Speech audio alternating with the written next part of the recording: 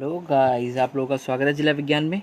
आज हम अपना फिजिकल केमिस्ट्री का नया चैप्टर स्टार्ट करने वाले हैं, दैट इज़ सोल्यूशन।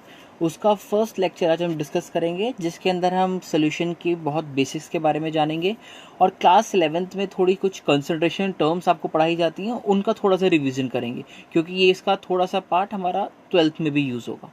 ठीक है, तो चलिए स्टार्ट करते हैं। देखो, अगर मैं किसी से सोल्यूशन पूछूं तो आपने 10th क्लास में बस आपने सोल्यूशन के बारे में इतनी बात पढ़ी होगी कि सर सोल्यूशन के अंदर दो चीज़ें होती हैं, एक होता है सोल्यूट और एक क्या होता है सॉल्वेंट। और ये दोनों कैसे मिक्स, दोनों अगर आपको मैं कंबाइन कर दूं तो क्या बनता है, आपका सोल्यूशन बनता है। और ये सोल्यूशन होता कैसा है, होमोजीनियस होता है। ये बात आपने पढ़ी है। होमोजीनियस मतलब कि सोल्यूट और सॉल्वेंट आपस में इक्वली मिक्सड होते हैं। ये बात आपने पढ़ी हुई है पहले, हाँ कि ना, पढ़ा हुआ है ना कि सोल्यूट और सॉल्वेंट क्या होते हैं कि सर सोल्यूशन दोनों से मिलके बनता है और इसको हम सोल्यूशन बोलते हैं। होमोजीनियस मतलब कि सोल्यूट और सॉल्वेंट आपके इक्वली मिक्सड होते हैं। क्लियर। अच्छा बेटा, मैं आपको जो सोल्यूशन पढ़ाऊंगा ना, ये वाला चैप्टर पढ़ाने वाला हूँ, ये मैं आपको एक पूरा डिटेल में पढ़ाने वाला हूँ। दो तरीके हैं मेरे पास। एक तरीका ये है कि मैं आपको बिल्कुल बेसिक बेसिक बता दूं और ज़्यादा डिटेल में ना लेके जाऊँ और ख़त्म कर दूँ यहीं पे। ठीक है, इससे बेनिफिट क्या रहेगा इस वाली चीज़ करने से कि आपका कोर्स बहुत जल्दी ख़त्म हो जाएगा और बट आपके मार्क्स नहीं आएंगे। दूसरी चीज़ ये है कि मैं थोड़ा सा टाइम लगा के आपकी चीज़ें डिटेल में समझाऊं, जिससे आपके मार्क्स भी आए और आपकी नॉलेज भी बढ़े। समझ में आ गया? तो मैं फर्स्ट वाला तरीका बिल्कुल ऑप्ट नहीं करूँगा, मैं हमेशा सेकंड वाले तरीके पे ही जाऊँगा। ठीक है, तो चलो स्टार्ट करते हैं। तो सोल्यूशन के बारे में मैंने क्या बताया, जो आप पढ़ के भी आए हुए हो कि सर सोल्यूशन के अंदर दो चीज़ें होती हैं, एक सोल्यूट और एक सॉल्वेंट। ठीक है, और सोल्यूशन की अगर मैं डेफिनेशन बोलूँ तो क्या होती है, a solution is a homogeneous mixture of two or more chemically non reacting substance whose composition can be varied. Simple है कि सर दो सब्सटेंस होंगे, सोल्यूट और सॉल्वेंट। अच्छा, जो सोल्यूट होता है ना बेटा, वो हमेशा कैसे अमाउंट में होता है, कम अमाउंट में होता है, और ज़्यादा अमाउंट में क्या होता है, सॉल्वेंट। समझ में आ गया? जैसे मैंने कहा कि मैंने 2 किलो चीनी को, ठीक, और क्या नाम है, मैंने 100 ml में मिलाया, तो इसमें आपको ज़्यादा क्या लग रहा है, ऑब्वियसली 2 किलो चीनी है। तो यहाँ पे ये जो 2 किलो चीनी है, ये किसकी तरह एक्ट करेगी, ये सॉल्वेंट की तरह एक्ट करेगी। और 100 g ml किसकी तरह एक्ट करेगा, आपका सॉल्यूट की तरह। समझ में आया? ऐसा नहीं होता कि आपने दिमाग से ये कॉन्सेप्ट निकाल दो कि सर जो चीज़ ठोस होती है वही आपकी सॉल्यूट होगी। नहीं, जो चीज़ कम और ज़्यादा वाला कॉन्सेप्ट रखो। जो चीज़ कम होगी वो क्या कहलाएगी, आपकी सॉल्यूट, और जो चीज़ ज़्यादा होगी वो क्या कहलाएगी, सॉल्वेंट। समझ में आ गया? और सॉल्यूट और सॉल्वेंट को मिला के ही क्या बनता है, आपका सोल्यूशन बनता है। क्लियर इतनी बात? आई होप ये बात क्लियर हो गई होगी। अच्छा एक बात और, अच्छा सॉल्वेंट का नेचर जैसा होगा ना, आपका सोल्यूशन उसी तरीके का नेचर होगा। मान लो कि मैंने कहा सॉल्वेंट जो है आपका लिक्विड है, तो आपका सोल्यूशन भी इनडायरेक्टली कैसा होगा, लिक्विड होगा। अब किसी ने पूछा कि सर ऐसा आप कैसे कह सकते हो, बट आप खुद सोचो, सोल्यूट कैसा है, कम है, ज़्यादा क्या है, सॉल्वेंट। सोल्यूशन में ज़्यादा क्या होगा, आपका सॉल्वेंट। तो सोल्यूशन का नेचर किस पे जाना चाहिए, सॉल्वेंट पे। समझ में आया? तो एक बात है कि सॉल्वेंट का जैसा नेचर होगा वैसे ही आपका क्या जाएगा बेटा, सोल्यूशन का नेचर जाएगा। क्लियर ये बात? चलो आगे चलते हैं। सोल्यूशन के बेटा हमने डिवाइड करें तो 3 पार्ट में सोल्यूशन को हम डिवाइड कर सकते हैं, गैसियस सोल्यूशन, लिक्विड सोल्यूशन और सॉलिड सोल्यूशन। अभी मैंने आपको बताया कि सोल्यूशन के अंदर दो चीज होती है, एक होता है सोल्यूट और दूसरा क्या होता है बेटा, आपका सॉल्वेंट। सोल्यूट क्या होता है, जो आपकी स्मॉल अमाउंट में, और सॉल्वेंट क्या होता है बेटा, आपकी जो ज्यादा अमाउंट में हो। ठीक है, तो देखो यहाँ सॉल्वेंट ऊपर वाले 3 केसेस में क्या है, गैस है। ठीक है, और अभी मैंने आपको बताया कि जैसा सॉल्वेंट होगा वैसा ही क्या होगा, सोल्यूशन होगा। तो सॉल्वेंट कैसा है, ज्यादा गैस है, तो ऐसे तरीके को सोल्यूशन कैसा आया, गैसियस सोल्यूशन। ठीक है, तो जहां पे आपका सॉल्यूट गैस हो और सॉल्वेंट क्या हो, गैस हो, मतलब दोनों गैस है, तो ऐसे टाइप का सोल्यूशन क्या बनेगा, गैसियस सोल्यूशन। इसको हम क्या इसका अगर मैं एग्जांपल बोलूँ तो क्या बोलो, mixing of oxygen and nitrogen. Simple है। दूसरा टाइप आप देखेंगे तो दूसरा टाइप क्या लिखा है इसके अंदर, लिक्विड एंड गैस। तो यहाँ पे सॉल्यूट क्या है, कम अमाउंट में क्या है, लिक्विड, और ज्यादा अमाउंट में क्या है, गैस। तो अगर मैं इसको इंग्लिश में बोलूँ, आप क्या बोलोगे, the solute has been dissolved in gas. तो सोल्यूट क्या हुआ बेटा, आपका सोल्यूट हुआ। जो मतलब लिक्विड है, लिक्विड क्या हुआ आपका सोल्यूट और सॉल्वेंट क्या हुआ गैस। क्लियर बात। इसका एग्जांपल बोलूं जैसे chloroform is mixed with nitrogen gas, तो क्लोरोफॉर्म क्या है लिक्विड और इसको मिक्स किस में किया है नाइट्रोजन गैस में। ठीक है, क्लियर हो गई वाली बात। तीसरा देखते हैं। तीसरा क्या है कि जब आपने सॉल्यूट क्या लिया सॉलिड और सॉल्वेंट क्या लिया बेटा गैस, तो इसका मतलब जब आपने सॉलिड को किस में डिसॉल्व किया गैस में, तो वो आपका कौन सा सोल्यूशन हुआ गैसियस सोल्यूशन हुआ। एग्जांपल बोलूं तो camphor in nitrogen gas, camphor आपका सॉलिड होता है कपूर जिसको आप बोलते हैं। ठीक है, अगला मैं बोलूं लिक्विड सोल्यूशन। लिक्विड सोल्यूशन का मतलब क्या है कि सर सॉल्वेंट क्या है यहाँ पे आपका लिक्विड, सॉल्वेंट क्या होंगे सारे लिक्विड ही होंगे। ठीक है, तो अगर मैं बात करूं फर्स्ट केस की, तो जब आपने गैस को लिक्विड में डिसॉल्व किया, मतलब आपका लिक्विड ज्यादा अमाउंट में नीचे है और ऊपर से आप क्या डाल रहे हो गैस डाल रहे हो, तो गैस क्या हो गई आपकी सॉल्यूट, ये हो गई सॉल्यूट, और ये नीचे वाला क्या है आपका सॉल्वेंट। ठीक है, इसके एग्जाम्पल की बात करो तो एग्जाम्पल क्या हो गया बेटा ऑक्सीजन को किस में डिसॉल्व किया वाटर में। सेम अगर आपने लिक्विड को लिक्विड में डाला तो इसका एग्जाम्पल क्या होगा इथेनॉल इन वाटर, अल्कोहल को पानी में डालते ना वो चीज़ हो गया। जब आपने सॉल्यूट को लिक्विड में डाला तो ग्लूकोज इन वाटर, सिंपल है। ठीक है, सॉल्यूट आपका कम अमाउंट में होता है, सॉल्वेंट आपका ज़्यादा अमाउंट में। ऐसे नीचे आपका सॉलिड सोल्यूशन है कि जहाँ पे आपका सॉलिड सोल्यूशन मतलब कि सॉल्वेंट क्या होगा सॉलिड। ठीक है, और आपके सॉल्यूट वेरी करेंगे gas in solid, liquid in solid, solid in solid. तो आपको इनके एग्जाम्पल हल्के फुल्के आइडिया होनी चाहिए कि किसका कौन सा एग्जाम्पल होता है। ठीक है, अगर मैं बात करूँ हमारे सोल्यूशन वाले चैप्टर में, तो सोल्यूशन वाले चैप्टर में हमारे दो चीज़ें बहुत ज़्यादा मेन है। कौन कौन सी मेन है बेटा ये वाली, हमें दो चीज़ें बहुत डिटेल में पढ़नी है। जब हम सॉल्यूट को डिसॉल्व करते हैं लिक्विड में, मतलब जब हम गैस को डिसॉल्व करते हैं लिक्विड में, अगर मैं इसका एग्जांपल पूछूं कोल्ड ड्रिंक्स नहीं होती आपकी, कोल्ड ड्रिंक में नीचे क्या होता है लिक्विड और ऊपर से आप क्या ऐड करते हो CO2, तो ये आपका एक एग्जांपल हो गया। तो हमारे डिटेल में एक ये चीज़ पढ़नी है कि जब हमने गैस को लिक्विड में डिसॉल्व किया, और एक ये चीज़ पढ़नी है जब हमने सॉलिड को लिक्विड में डिसॉल्व किया। सॉलिड मतलब चीनी को नमक को जब आप पानी में डालो तो क्या इफेक्ट पड़ता है। हमारे कोर्स में ये दोनों बहुत डिटेल में, हमें इन दोनों को डिटेल में पढ़ना है। क्लियर हो गया। अब हम कुछ कंसंट्रेशन टर्म्स की बात करते हैं, थोड़ा मैं 11th का आपको रिवाइज करा देता हूँ ना। चलो, तो अगर मैं कंसंट्रेशन टर्म्स में बोलूँ तो पहले तो हमें कंसंट्रेशन क्लियर होना चाहिए कि कंसंट्रेशन क्या होता है। ठीक है, तो कंसंट्रेशन क्या होता है the amount of solute dissolved in per litre of solution या फिर पर केजी ऑफ सॉल्वेंट। जितना ज़्यादा अमाउंट, जैसे मान लो सॉल्यूट का अमाउंट, जितना ज़्यादा सॉल्यूट का अमाउंट आप डिसॉल्व करोगे किसी में भी, उतनी ज़्यादा उसकी क्या होगी कंसंट्रेशन। ठीक है, मैं एग्जांपल आपको दे के बोलता हूँ। मान लो कि मैंने एक जगह बोलता हूँ, मान लो मैंने कहा 1 kg चीनी मैंने आप मान लो 1 लीटर में डिसॉल्व करी। ठीक है, और दूसरी जगह मैंने 100 ग्राम चीनी 1 लीटर में डिसॉल्व करी। तो मैंने दोनों में पूछा कि किसकी कंसंट्रेशन दोनों में से ज़्यादा होगी। आप क्या बोलोगे फर्स्ट वाले केस की। क्यों? क्योंकि इसमें ज़्यादा अमाउंट ऑफ सॉल्यूट डिसॉल्व किया गया है आपके सॉल्वेंट में, यानी 1 लीटर सॉल्वेंट बोले या फिर आप सॉल्यूशन बोल सकते हो। ठीक है, क्लियर हो गई बात। अच्छा, अब किसी ने पूछा कि सर ये पर लीटर ऑफ सोल्यूशन और पर केजी ऑफ सॉल्वेंट इसका क्या चक्कर है। तो बेटा ये जो पर केजी आपका पर लीटर वाला है, ये आपका मोलैरिटी के लिए यूज़ होता है और ये आपका मोलैरिटी के लिए यूज़ होता है। घबराना मत, जब मैं आगे आपको कराऊंगा तो इन दोनों के बीच में डिफरेंस करा दूंगा। बस आप अभी आप ये समझो कंसंट्रेशन मतलब क्या होता है कि जितना कितने अमाउंट ऑफ सोल्यूट आपने डिसॉल्व किया। ठीक है, समझ में आ गया। अगर मैं डिवाइड करना चाहूँ तो कंसंट्रेशन टर्म्स को दो पार्ट में डिवाइड कर सकता हूँ।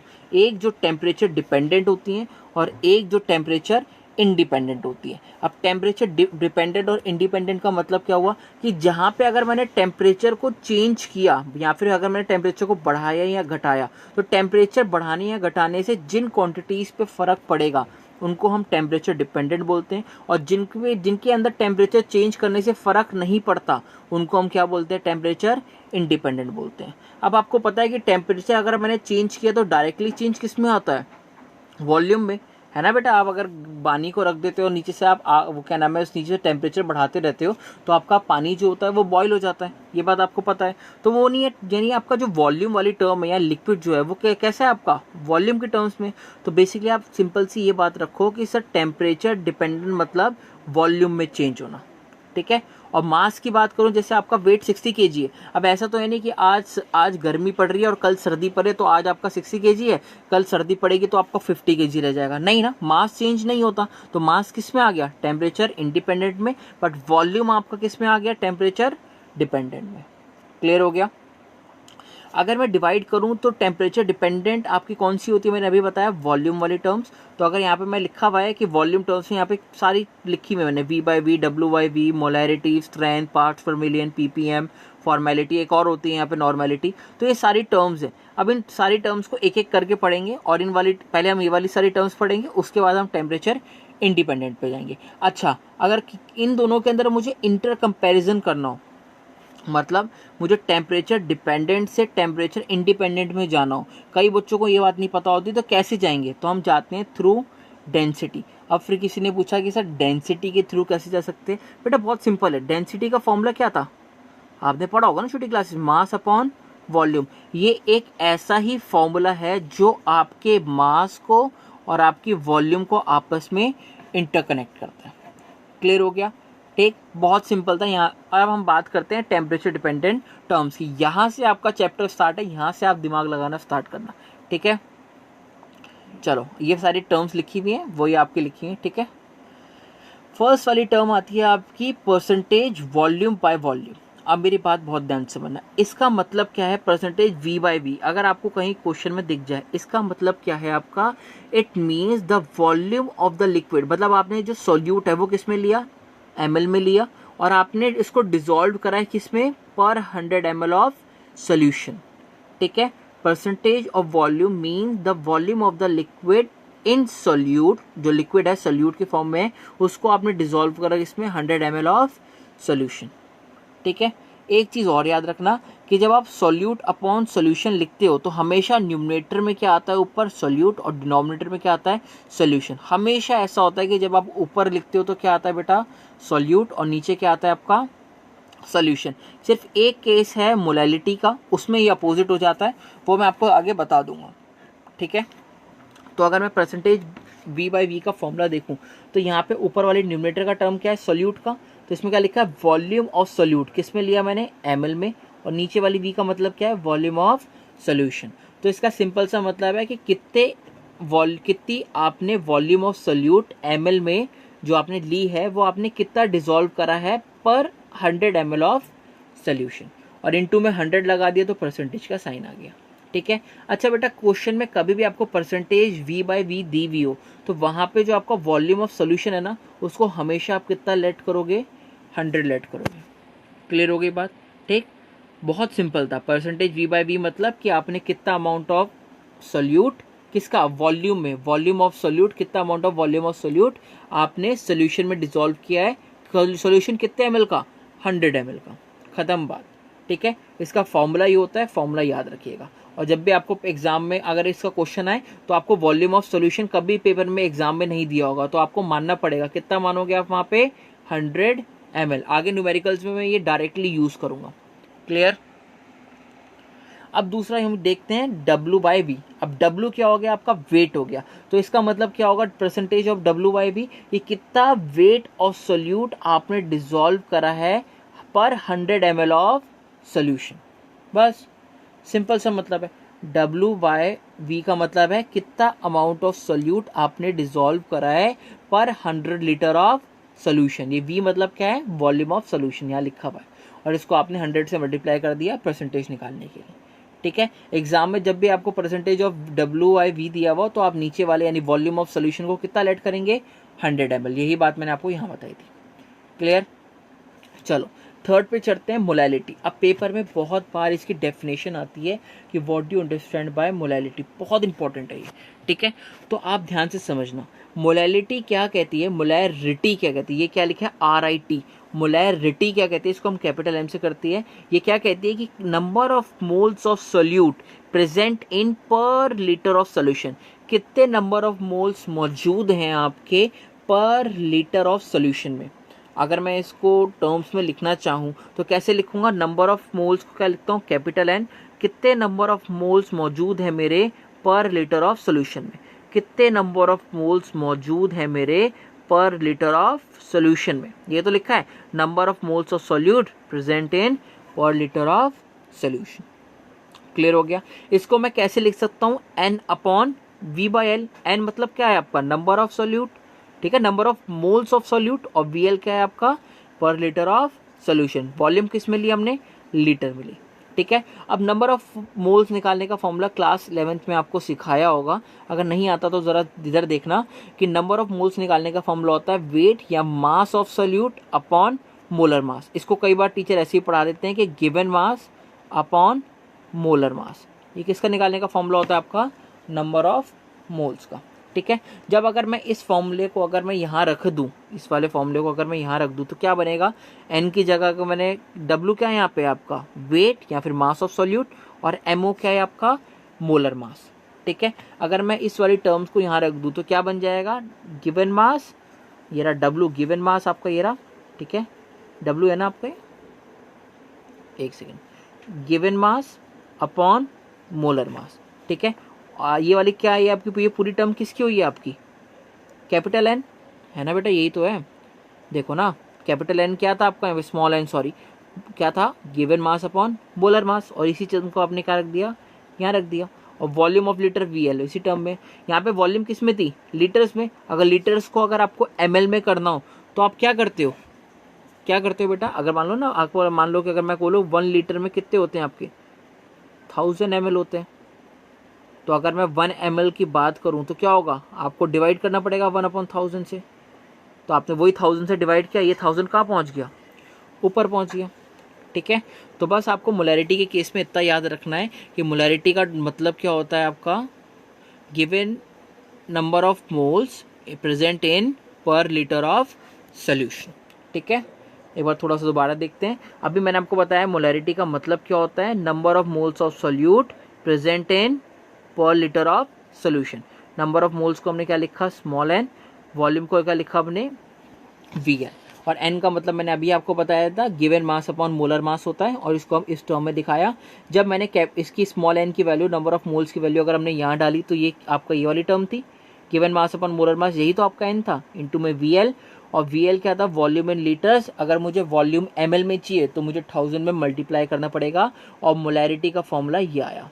ये बहुत इंपॉर्टेंट फॉर्मूला है, ये आपको बाय हार्ट लर्न होना चाहिए आपके न्यूमेरिकल सॉल्व करने के लिए, ठीक है। तो मोलैरिटी आपकी कैसा था, इसमें कौन सी टर्म आई है, वॉल्यूम वाली टर्म आई है, तो इसलिए ये क्या है आपकी टेम्परेचर डिपेंडेंट प्रॉपर्टी है।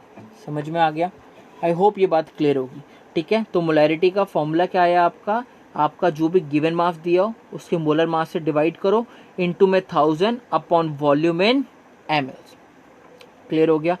अगर मुझे यहाँ से वेट निकालना होगा, कई बार एग्जाम में आपका डायरेक्टली वेट निकालने को दे देता है कि आपको वेट निकालना हो, तो डायरेक्टली आप यहाँ से वेट निकाल सकते हो। अगर आपको वेट निकालना हो तो क्या करो, आप यहाँ से एमओ इस साइड ले जाओ, वीएल इस साइड ले जाओ, तो आपका एक ये फॉर्मूला बन जाएगा।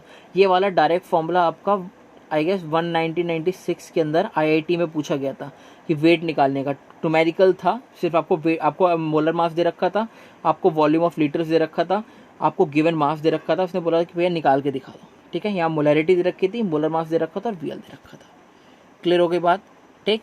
यहाँ पे मैंने साइड में सब लिखा है कि अगर मैं पूछूँ कि यहाँ पे किससे पूछूँ कि कैपिटल डब्ल्यू क्या है, तो आप क्या बोलोगे, मास ऑफ सोल्यूट। अगर मैं एमओ पूछूँ किसी से ये क्या है, तो आप क्या बोलोगे, मोलर मास। कैपिटल एम क्या है आपकी, मोलैरिटी, और वीएल क्या है आपकी, वॉल्यूम इन लीटर्स, और वीएमएल क्या है, volume in mLs. Clear, I hope ये सारी बात आपको क्लियर हो गई होगी। नहीं क्लियर हुई है तो आप नीचे कमेंट सेक्शन में बताना, मैं आपको बता दूंगा, ठीक है। ये सारी 11th की बात है। अच्छा, ये क्वेश्चन मैंने आपको दे रखा है, तो यहाँ पे देखना, आपको मोलैरिटी कैलकुलेट करनी है। यहाँ पे 5 ग्राम किसका दे रखा है आपको, NaOH का, और उसने बोला किस में करा है, 450 ml ऑफ सोल्यूशन, मोलैरिटी निकालनी है। तो आपको गिवन मास कितना दे रखा है यहाँ पे, 5 ग्राम, ठीक है। गिवन मास कितना दे रखा है, 5 ग्राम। मोलर मास NaOH का जब आप कैलकुलेट करेंगे तो 40 आएगा, ठीक है। अगर किसी को ये भी कैलकुलेट नहीं करना आता तो देख लो, सोडियम का आपका होता है 23, ऑक्सीजन का होता है 16, हाइड्रोजन का होता है 1, तीनों को प्लस करोगे 41 आ जाएगा, 40 आ जाएगा आपका, ठीक है। तो यहाँ पे आपने क्या करा, गिवन मास अपॉन मोलर मास किया, तो इस यहाँ से क्या आ गई आपकी, नंबर ऑफ मोल्स आ गए। आपको ये किस में दे रखा है, ml में दे रखा है, तो डायरेक्टली फॉर्मूला लगा लो कि given mass 5, molar mass 40, into में 1000 अपॉन 450। इनको जब आप सॉल्व करोगे तो यहाँ से आपकी मोलैरिटी आ जाएगी। और मोलैरिटी की यूनिट क्या होती है? यूनिट बहुत इंपॉर्टेंट है, moles per litre, MOL, moles per litre. ठीक है, मोल्स पर लीटर पता ना कैसे ही, ऊपर क्या था? नंबर ऑफ मोल्स थे, नीचे क्या थे? वॉल्यूम थी। किस में ली थी आपने? लीटर्स में ली थी। ठीक है, तो मोल्स पर लीटर। अगर आपने वॉल्यूम को आपने लीटर्स में लिया तो आप ऐसे करके कर सकते हो। क्लियर हो गई बात? ये यहाँ से आप निकालोगे तो आंसर किस में आएगा? ML में। इसको आप कन्वर्ट करने के लिए लीटर से 1000 से डिवाइड कर देना। ठीक है, कन्वर्जन तो आप कर ही सकते हो। ठीक, समझ में आ गया? बहुत छोटा सा न्यूमेरिकल था। अच्छा, अगला आता है बेटा आपका strength of solution. Strength of solution क्या होता है कि आपने कितना मास ऑफ सोल्यूट डिसॉल्व किया पर लीटर ऑफ सोल्यूशन में। ठीक है, वहाँ पे अब बच्चे कंफ्यूज करेंगे कि सर मोलैरिटी और स्ट्रेंथ में क्या डिफरेंस था। आपके मोलैरिटी में क्या था? अगर मैं बात करूँ मोलैरिटी में क्या था? मोलैरिटी में था number of moles present in per litre of solution. यहाँ पे क्या है? Mass of solute dissolved in per litre of solution. Strength में क्या है? Mass of solute dissolved in per litre of solution. मास, इसको हम W से दिखाते हैं, मास ऑफ सोल्यूट। क्लियर हो गया? ठीक, स्ट्रेंथ मतलब समझ में आ गया कि कितना आपने वेट या फिर मास डिसॉल्व करा है उसमें, सोल्यूशन में। क्लियर? अगला देखते हैं। ये बेटा ये वाला जो टर्म जी चीज़ बता रहा हूँ ना, ये IIT में आता है बहुत ज़्यादा। ठीक है, ये बहुत ध्यान से समझना। मोलैरिटी का फॉर्मूला अगर मैं बात पूछूँ, मोलैरिटी का फॉर्मूला क्या था? Number of moles present in per litre of solution. अब आपने इस स्मॉल एन को यानी नंबर ऑफ मोल्स को किस में डिवाइड किया था? गिवन मास अपॉन मोलर मास। और यहाँ पे क्या बचा रह गया था आपका? VL। यही तो हुआ था ना। अभी हम पीछे पढ़ के आए, यहाँ पे स्ट्रेंथ का मतलब क्या था? Wait of solute upon VL। क्या आपको ये चीज़ दिख रही है? W और VL। ये क्या हो गया? स्ट्रेंथ नहीं बन गया? तो यहाँ पे देखो, इसको मैंने कन्वर्ट करके क्या लिख दिया? स्ट्रेंथ लिख दिया। तो स्ट्रेंथ का एक और फॉर्मूला आ गया, जहाँ पे फॉर्मूले का मतलब क्या है? जब भी आप मोलैरिटी को डायरेक्टली मल्टीप्लाई कर दोगे मोलर मास से, तो वहाँ पे क्या आ जाएगी? स्ट्रेंथ। ये फॉर्मूले बेटा आपको बाय हार्ट लर्न होनी चाहिए। मैं आपको भी सॉल्व करके बता रहा हूँ, आगे मैं आपको डायरेक्टली यूज़ करना दिखाऊंगा। क्वेश्चन क्या आ सकता है पेपर में? अगर मान लो कि क्वेश्चन क्या आया था वहाँ पे, अगर मैं बात करूँ IIT में, तो आपको किसी भी सोल्यूशन की मोलैरिटी दे दी थी और फिर आपको बोला था स्ट्रेंथ निकालो। मोलैरिटी दे दी सैंपल से और बोला स्ट्रेंथ निकालो। अब कैसे निकालो? मोलर मास तो कोई भी निकाल लेता है। तो ये फॉर्मूला जब तक आपको नहीं पता होगा तब तक आप नहीं निकाल पाओगे। क्लियर हो गया? ठीक। नॉर्मेलिटी, अब ये भी बहुत इंपॉर्टेंट है। नॉर्मेलिटी मतलब होता है number of equivalent of solute present in per litre of solution. अब किसी ने पूछा कि सर ये इक्विवेलेंट क्या आ गया? बेटा आपने अभी मेरे से पढ़ा था, मोलैरिटी पढ़ा था ना। मोलैरिटी में क्या था? Number of moles of solute का, अगर मैं फॉर्मूला बोलूँ क्या था? कितना था आपका? वेट ऑफ सोल्यूट यानी गिवन मास अपॉन मोलर मास। यही तो था ना बेटा आपका, हाँ कि ना? आप जरा समझो, नॉर्मेलिटी और मोलैरिटी दोनों एक तरीके से। अगर आप मोलैरिटी का फॉर्मूला आपने मेरे से पढ़ा था तो वो क्या था? Number of moles of solute present in per litre of solution. यही था मोलैरिटी का फॉर्मूला। नॉर्मेलिटी का फॉर्मूला क्या होगा कि number of equivalent of solute. क्या हो जाएगा यहाँ पे? Equivalent of solute present in per litre of solution. Normality अगर आपको बनानी है तो यहाँ पे आप क्या करो, बस नॉर्मेलिटी के लिए यहाँ पे क्या कर दो? इक्विवेलेंट लगा दो। अच्छा, ये इक्विवेलेंट किसके इक्वल होता है? अब इक्विवेलेंट वाला समझना, ये भी बहुत इंपॉर्टेंट है। आपने वहां पे नंबर ऑफ मोल्स निकाला था, वो किसके इक्वल आया था आपका? गिवन मास अपॉन मोलर मास। यही था। यहाँ पे अगर मैं इक्विवेलेंट की बात करूं तो इक्विवेलेंट आपका इक्वल आता है weight of solute given mass वही, बट अपॉन में ये EM आता है। अभी EM क्या है? इक्विवेलेंट मास है। अब बेटा ये इक्विवेलेंट का कॉन्सेप्ट आपको क्लास 11th में सिखाया गया होगा। ये सारी चीज़ें जो मैं करा रहा हूँ ये सब 11th की हैं बेटा, ये सब 11th में सिखा दी जाती हैं। मैं आपको बस रिवाइज करा रहा हूँ कि आपको एक बार पता लग जाए। अगर आपको इक्विवेलेंट का कॉन्सेप्ट नहीं पता, चलो कोई नहीं, मैं बता देता हूँ। ठीक है, तो बस आप नॉर्मेलिटी का याद रखना। नॉर्मेलिटी मतलब क्या होता है? Number of equivalent of solute present in per litre of solution. ठीक है, ठीक। और इक्विवेलेंट का मतलब क्या होता है? Weight of solute upon equivalent of mass. Compare करो इक्विवेलेंट आपका इक्विवेलेंट सोल्यूट का मतलब क्या होगा? Wait of solute present in equivalent mass. Number of moles का मतलब क्या होगा? Wait of solute upon molar mass. Number of moles में मोलर मास आ गया, और क्या नाम है आपका? इक्विवेलेंट ऑफ सोल्यूट में इक्विवेलेंट मास आ गया। क्लियर? टेक। चलो यही चीज बेटा देखो लिखा है, नॉर्मेलिटी का फॉर्मूला क्या था, number of equivalent of solute present in per litre of solution. Take, equivalent of solute को मैंने कैसे लिख दिया, EQ से लिख दिया, और वॉल्यूम सोल्यूशन को VL से लिख दिया। अब इक्विवेलेंट होता क्या है, मैंने यहाँ पे आपको बताया, wait of solute upon equivalent of mass. ठीक है, जब आपने इस वाली वैल्यू को यहाँ डाला तो क्या हो जाएगा, W upon EM, W upon EM। और EM क्या है यहाँ पे आपका, अगर मैं पूछूं कि EM क्या है, तो EM क्या है बेटा आपका, इक्विवेलेंट मास है। देखो वही तो चल रहा है आपका, आपने जब मोलैरिटी निकाला था तो मोलैरिटी के अंदर क्या था, given mass upon molar mass into VL। यहाँ पे बस क्या आ रहा है, इक्विवेलेंट मास आ रहा है नया। ठीक है, अब जब आपने इसके अंदर निकाला, अगर मैं यहाँ पे इक्विवेलेंट मास निकालने का बोलूँ तो इक्विवेलेंट मास निकालने का एक फॉर्मूला होता है, वो फॉर्मूला क्या होता है आपका, molar mass upon N factor. बेटा थोड़ा सा चीज़ें आपको ग्रैप अप करनी पड़ेंगी, क्योंकि क्लास 11 से आप ऊपर आ चुके हो। अब क्लास 11 की सारी चीज़ें मैं आपको कराने को तैयार हूँ, बट आपको थोड़ा सा समझना पड़ेगा। ठीक है, नॉर्मेलिटी समझ में आया कि नॉर्मेलिटी क्या था, कि number of equivalent of solute present in per litre of solution. ठीक, समझ में आ गया। इक्विवेलेंट को हमने किससे मेजर कर दिया, EQ अपॉन VL। EQ क्या था, इक्विवेलेंट था। इक्विवेलेंट निकालने का मैंने अभी आपको यहाँ पे फॉर्मूला बताया, गिवन मास अपॉन इक्विमोलर मास। ठीक है, अब यहाँ पे आप लिखेंगे W अपॉन EM इंटू में VL। अगर यहाँ पे आप EM की वैल्यू क्या होती है, molar mass upon N factor. ठीक है, तो नॉर्मेलिटी का फॉर्मूला क्या आ गया आपका, ये आ गया। नॉर्मेलिटी का फॉर्मूला क्या हुआ, given mass upon molar mass into में N फैक्टर अपॉन VL। ठीक है, समझ में आ गया। अब आप अगर ये समझ में आए ये वाली टर्म, अब ये बच्चे पूछ रहे हैं कि सर ये N फैक्टर क्या बला आ गई, ये N फैक्टर का नाम भी हमने नहीं सुना क्लास 11 में। अगर आपने नहीं सुना तो अब सुन लेना, मैं आपको करा देता हूँ। देखो N फैक्टर आपका डिपेंड करता है नंबर, नेचर ऑफ सोल्यूट पे, कि जैसे आपका नेचर होगा सोल्यूट का वैसे आपका N फैक्टर डिपेंड करेगा। अगर मैं बोलूँ इन केस ऑफ एसिड, तो एसिड के केस में हम number of H plus ions लेते हैं। जैसे मान लो HCl है, HCl आपका टूटा, यहाँ पे इसने कितने H प्लस दिए, एक H प्लस दिए, तो यहाँ का N फैक्टर कितना हो गया, एक हो गया।